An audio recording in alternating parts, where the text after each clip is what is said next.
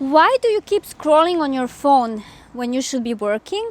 And how to solve this problem. Recently, I talked to a client who was a researcher in artificial intelligence, and he was writing a research paper for a conference. And as the deadline for the conference was approaching, he was supposed to finish this paper. However, instead of writing, he kept scrolling on his phone. And in today's video, I will explain, first of all, why he was doing that, and second of all, how I helped him solve this problem. Before we start, I want to hear from you. Do you have a goal you would like to work on? However, you don't do it because you spend too much time on your phone. Comment that down below. Hi, I have a PhD in neuroscience, and on the channel Neuroproductivity, we talk about developing healthy habits and achieving our goals using principles of neuroscience. In today's video, I want to talk about why people waste so much time on their phone instead of working and how to solve this problem. Let's go back to my client. So my client was a researcher in artificial intelligence, and he was working on a project that was really important for him, and he wanted to write this paper and submit it to a conference. And this is how it works in research. When you're a researcher, you have a great idea. Then for some time, you work on that idea in order to get results. But then what you need to do is to write a paper on those results and publish it. Otherwise, you could have great results, but if you don't publish them, basically your work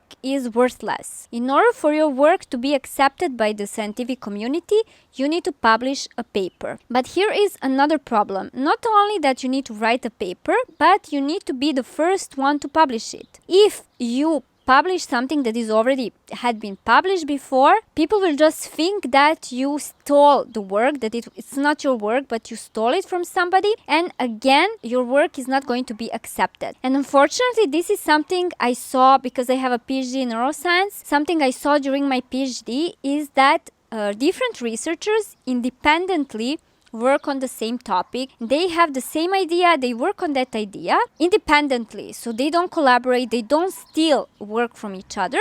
They work on an idea independently. However, it's the one who is the first one to publish who is going to take all the acknowledgement in the scientific community. It happened to one of my friends. So he was working on a topic, and when he was about to publish his paper, somebody published the same thing before. So basically, all this effort he put in doing this research for a few years was wasted. So for my client, it was important to write this paper, and it was important to submit it the soonest possible because he was suspecting that somebody else was working on the same topic. And if that other person would publish before him, well, all his effort would go to waste, and he was risking to ruin his scientific career. So he really had to start working as soon as possible so that he would submit this paper before the deadline. However, when it was time to work, he would take his phone, start scrolling on social media, he would check his emails, he would waste a lot of time that he should have invested into writing the paper. And if you're somebody who is wasting a lot of time on their phone, first of all, I want you to know that this is normal. Especially we tend to waste a lot of time on our phones when we are stressed and when we are under pressure. It was the same for my client. So he was really stressed and he was under a lot of pressure. And when we are under a lot of pressure and when we are stressed, our brain is looking for a way to get some relief from that stress. And social media and phones are great because they are created in a way, so social media managers know that, they are created in a way to stimulate our brain to want it more. So they release dopamine, which is a happiness hormone. So that is a chemical that is released in our brain that is making us happier. So basically, when we are on our phones, what is happening? Dopamine is released and we feel happier. So that's why it's so hard to stop using it, because we all want to be happy. However, this happiness is short term, because if we waste too much time on our social media, then we don't have time to work on other important projects. So for example, my client was wasting too much time on social media. Because of that, he didn't have enough time to work on his research paper, and he was literally, in the long run, he was risking to ruin his career, and his research career was really important important to him. Some other examples, I will give you another example of my client. She was supposed to study for her last exam, but she was wasting time on her phone instead of studying. And if she was not to solve this problem, she was risking to fail the last exam and then to not become a medical doctor. Again, she was risking ruining her career. So although it's normal that we want to spend time on social media and on our phones because it stimulates dopamine, the happiness hormone, there is still a solution to this problem. So this is what I said to my client. I told him to use the Pomodoro technique. Pomodoro technique is a technique in which you take some interval, for example 30 minutes, to work on something, and then you make a break. And during that break, 5-minute break, you can do whatever you want. So you work for 30 minutes, you take a break. Then you work again, you take a break. And I said this to my client. So take 30 minutes to work, to write your paper, and then take 5 minutes to scroll on your phone and enjoy your social media. Why did this work? There are 2 reasons why is this technique very useful. And on my channel, I will be sharing many more techniques. So Pomodoro technique is just one of the techniques, but on my channel, I will be sharing many more techniques. So make sure to subscribe so that you will get notifications and that you would follow these videos and that you would hear about other techniques as well. But let's now focus on the Pomodoro technique. Why does this technique works? For 2 different reasons. First of all, because it gives a clear signal to your brain when it's time to work on those 30 minutes and then when it's time for a break. So your brain is not going to be confused, but the brain is going to know exactly, okay, now I'm working, okay, now I'm scrolling on my phone. And second of all, is still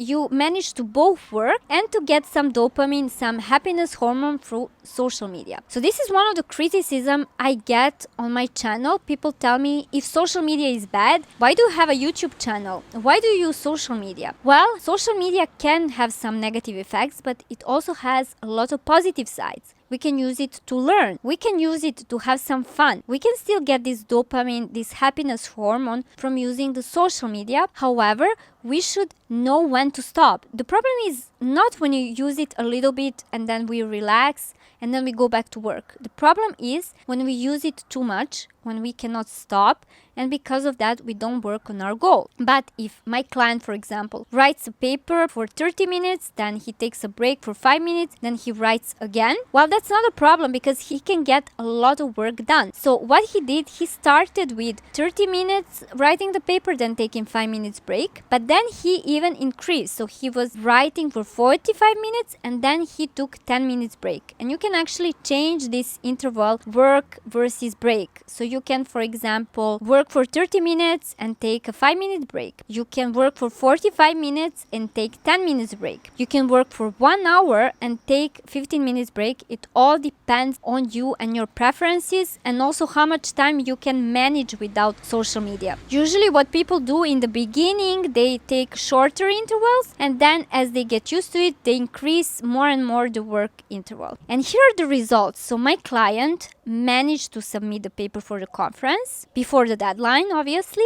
The paper was accepted and now he managed to win a grant that would actually help him continue working on this project. And if you're somebody who also has a big goal, such as my client and his research career, or maybe it's something else for you, maybe you want to find time to work out, but you don't do it because you spend too much time on your phone. So basically, if you have a goal and you don't work on your goal because you waste a lot of time on your phone and you are serious about changing this, so using your phone less and working on some important project more, you might be a good candidate for the program Neuroproductivity. In the program, we learn how to limit social media use and then how to make time to work on important projects. You can see how this program looks like on a discovery call with me. So I offer one discovery call that is for free. You can schedule the call on the link down below and we talk one-on-one. You tell me what are some goals that you would like to achieve. We see what are your current problems and I explain you how you could solve this problem using principles of neuroproductivity neuroscience. So make sure to use that opportunity to schedule your first discovery call. You can do it on the link down below in the description. So you just click on that link,